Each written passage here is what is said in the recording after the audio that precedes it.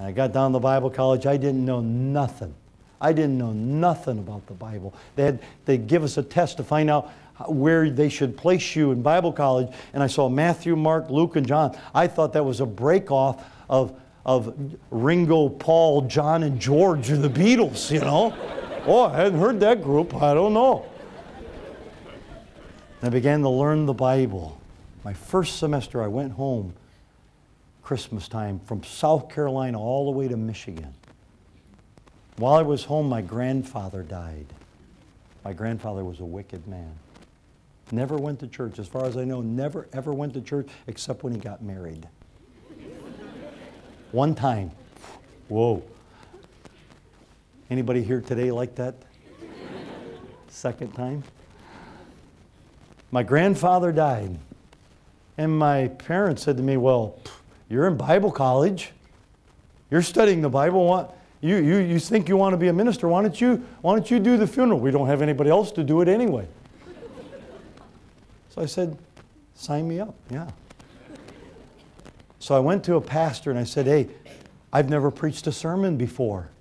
And I've never preached a funeral sermon before. Could you give me a funeral sermon? He gave me a funeral sermon. I still use that sermon. He gave me a funeral sermon, and it was about 10 pages, and I got done in about 5 minutes. The problem now is I have 1 page, and I can't get done in an hour. I stood up and I preached the gospel. I only knew one message, and that was the message that saved me. And I said, and my grandfather was a womanizer. He was an adulterer. He was a drunkard. He was a cheater. I said, I think my grandfather's probably in hell right now. And I said, if you don't want to join him in hell, you ought to get saved. And I closed the service. I didn't know what to do. My dad came up to me and he shook his finger in my face. He said, you preached us all into hell. What you doing? He said, you think all of us are going to hell? And I thought, I think so. Well, everybody started walking by me. One woman came up. She grabbed a hold of me, started crying on my shoulder. And I thought to myself, I know the sermon was bad, God, but it was my first one. Give me another chance, I'll get better.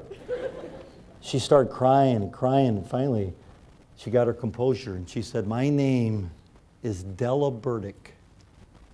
She said, I'm your grandfather's cousin. She was 72 years old. She said, I've been praying, I'm a Christian, she said. I've been praying for your family for 50 years that God would save someone in your family. She said, He's answered my prayer. I'm saved today because there was a roommate who cared about my soul.